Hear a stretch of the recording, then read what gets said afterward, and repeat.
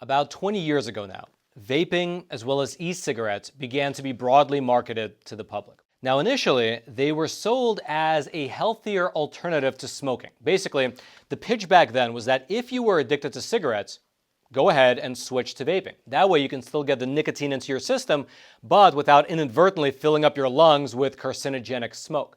And that might have been true then as it is now. If you replace smoking a pack a day with vaping instead, it's probably better for your health overall, much better. However, over the past 20 years, basically since the year 2007 when vaping first came onto the market, we all know that it's really taken on a life of its own. According to the most recent data from the World Health Organization, around 100 million people vape regularly now. And it's no longer just about people trying to quit their addiction to cigarettes. Instead, many people, including many young people, are getting into vaping in and of itself, perhaps assuming that it contains nothing more than water vapor and nicotine, and therefore it's just as safe as not vaping. But more and more research is showing that that notion might not be completely true. Vaping might be a great tool to transition you away from cigarettes if you happen to already smoke, but the research is starting to show, it's nascent, but it's starting to show that compared to not vaping and not smoking at all, vaping is not necessarily a safe alternative. And to that end, just earlier this year, one of the most broad and comprehensive studies on this subject was published in a journal called Carcinogenesis. It's an academic research journal focused specifically on the topic of cancer. This paper was published by researchers out of the University of New South Wales over in Australia. And what these researchers did was that they compiled 100 studies that have been done on the effects of nicotine-based e-cigarettes, and they conducted a comprehensive meta-analysis review of all the different findings. Specifically, their analysis split all these different studies into three main categories. You had human studies showing DNA damage and inflammation. You had animal studies where mice developed lung tumors as a direct result of vape exposure. And then lastly, you had lab experiments examining the impact of the actual chemicals found in the vaping liquid. And according to their analysis, all three of these areas point towards carcinogenicity, meaning the potential ability of it to cause cancer. In human studies, they found that vape users have 100 times the cotinine levels as those who don't vape, which I'll mention is not that surprising given the fact that cotinine levels just correlate to how much nicotine you have in your system, and so not surprising for vape users to have more nicotine than non-vape users. Then in animal studies, they found that roughly 23% of the mice develop small lung tumors after exposure to vape aerosol, compared to less than 1% of the mice in the control group. And then in terms of the mechanical studies, the ones that were looking just at the biomarkers that come about as a result of vape exposure, the researchers found DNA damage, oxidative stress, as well as inflammation, all of which are the physical mechanisms that could potentially lead to cancer development. The researchers wrote then the following as a part of their sort of synopsis of the study. Quote, "Though direct epidemiological evidence of cancer causation takes time to accumulate, carcinogenicity of e-cigarettes is evident from different types of investigation, including, with respect to studies in humans, some case reports, but mainly involving monitoring of biomarkers of exposure and biomarkers of harm implicating tumorigenesis. Nicotine-based e-cigarettes are likely to be carcinogenic to humans who use them, causing an indeterminate burden of oral cancer and lung cancer." And this research points to essentially 5 different aspects of the chemical makeup of e-cigarettes that can be a detriment to human health. First of all is the nicotine itself, which obviously feels great. That's, of course, why people smoke cigarettes and chew or have pouches in the first place. But it can create an addiction, and an addiction can cloud our judgment. And so if our bodies are trying to signal to us that vaping might not be good, but we have a competing signal of withdrawal, which is so much stronger, then it can override the signals that are telling us that we're hurting our lungs and our esophagus. Then, secondly, is the liquid inside of the vape, which contains the chemicals propylene glycol as well as vegetable glycerin. These two chemicals are the primary carriers of nicotine and flavoring, respectively. And here is the general, at least potential issue with these two chemicals. Quote, "Though they are common additives in food and believed to be safe for ingestion, they are also used to make things like antifreeze, paint solvents, and artificial smoke in fog machines, which are dangerous when inhaled.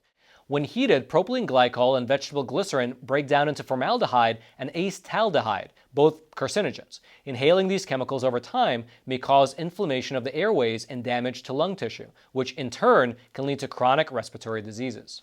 Thirdly, then, in regards to specifically flavored vapes, there are the chemicals that are used to actually produce that flavor. Quote, chemicals used to create flavorings may create buttery or creamy tastes, but they can be extremely hazardous. While less present in e-cigarettes currently on the market, the chemical acetone can break down into diacetyl, which has been linked to a condition called bronchiolitis obliterans, or popcorn lung.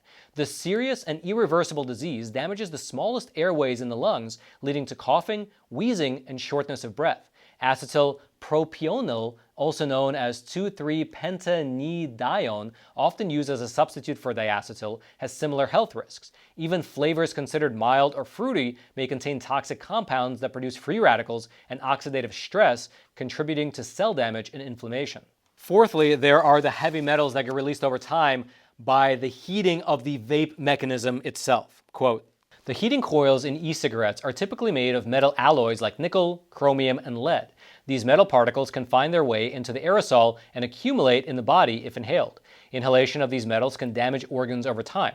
Chronic exposure to heavy metals can also impair kidney function and elevate cancer risk.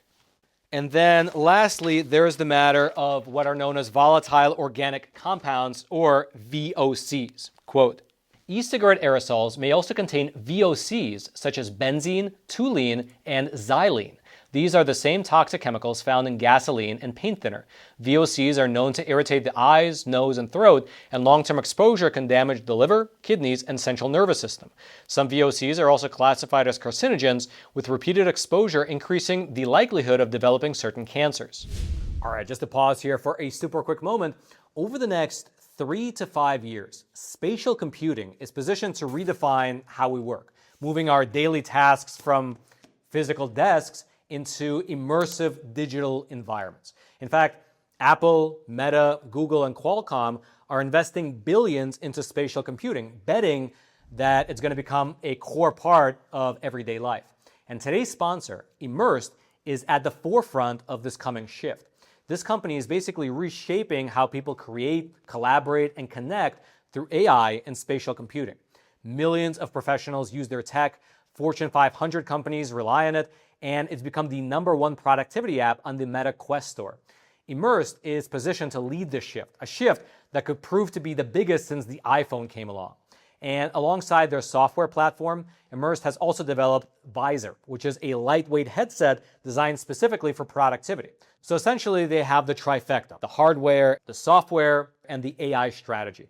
And already, Fortune 500 teams are using their tech, with users spending upwards of something like 60 hours each week working inside the platform, which gives this company a competitive advantage in a rapidly growing market. Now, of course, we can't predict the future. Nobody can. But every major tech shift creates massive wealth for early investors who recognize the pattern.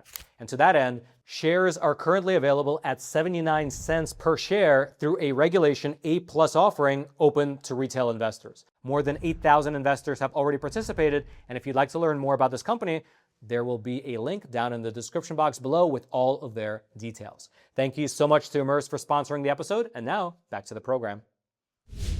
Taken as a whole, these 5 aspects of the chemical makeup of e-cigarettes and vapes are what are believed to be contributing to cancer formation. However, the obvious question here becomes, if these e-cigarettes are carcinogenic, like the research suggests that they might be, why are we not seeing just massive upticks in cancer rates across the Western world? Now, one reason might be that e-cigarettes are perfectly safe and that findings like these are incorrect.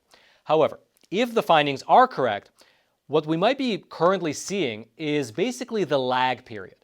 Cancers can take decades to develop. With tobacco products, the research, it eventually showed that it would take something like 20 to 40 years to be able to see the cancer risk show up on a population-wide graph. Because obviously with tobacco, you have some people who develop cancer right away. Some people never develop cancer after a lifetime of use, but for many it would take 20 to 40 years of smoking. That's why it required literally decades of research to show a statistical correlation / causation between the two.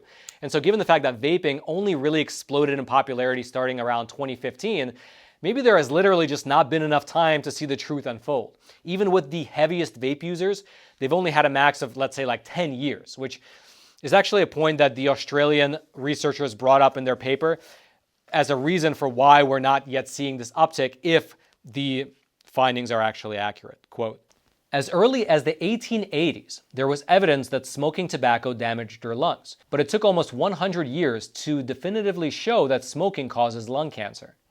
He then went on to relate that to the concerning buildup of vape-related research that's been done over the past 10 years. Quote, between 2017 and 2019, researchers tended to say there wasn't enough evidence to conclude that vapes cause cancer. This included papers that typically looked at cancer biomarkers and carcinogenic mechanisms. By 2024 and 2025, almost without exception, authors were expressing concern.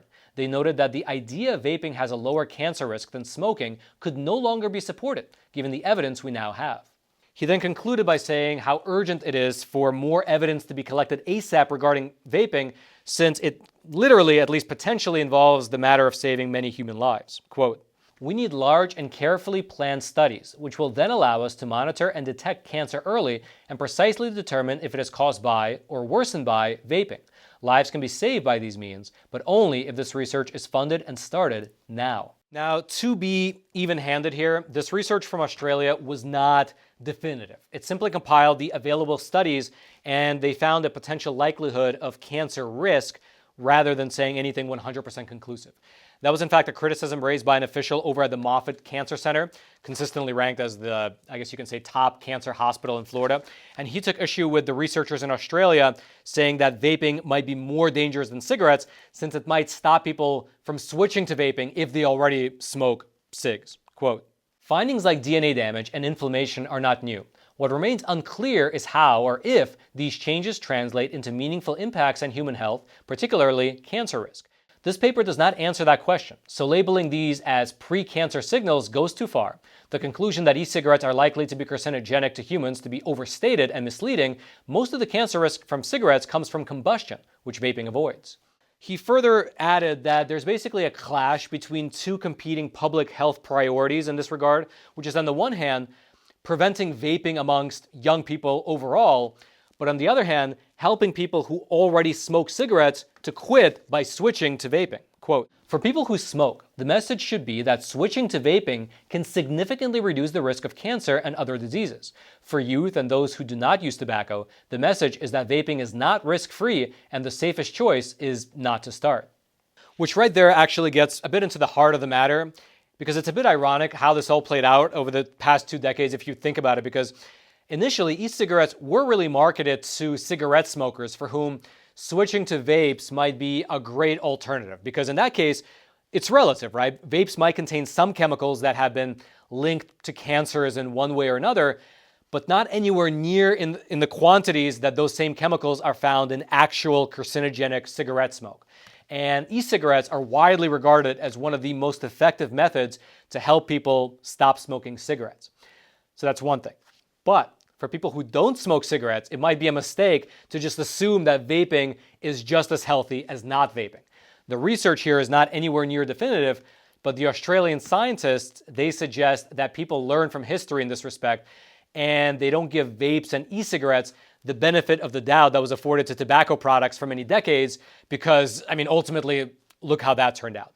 If you want to read both the study that was conducted by the Australians as well as several rebuttals to that study, basically poking different holes in it, I'll throw all those links. You can find them down in the description box below, which is that same description box right below those like and subscribe buttons, both of which I hope you smash so this video can reach ever more people via the YouTube algorithm. Thank you so much for that. And then lastly, I'll quickly mention that we here at the Epoch Times recently published a great documentary. It has nothing to do with vaping or smoking. It's called Truth Under Fire. And in it, we go through Charlie Kirk's life, his legacy, but we also connect the dots in that documentary and trace back the origins of the quote-unquote extremist labels that were imposed on him, as well as the process of those labels basically spiraling out of control and ultimately putting Charlie in the crosshairs. We essentially unpack the giant machine that was mobilized to label Charlie as a dangerous extremist, to tar and feather him publicly, to brand him as a right-wing threat to the very fabric of society. And we show how it wasn't organic, how it was actually a step-by-step campaign to dehumanize the guy. And unfortunately, I mean, we know that it worked, but the silver lining is that in the process, millions of Americans woke up to the tactics. And so yeah, check it out. It's a great documentary. And if you want to watch it, the link to it will be right there at the very top of the description box below. And then until next time, I'm your host, Roman from the Epoch Times. Stay informed, and most importantly, stay free.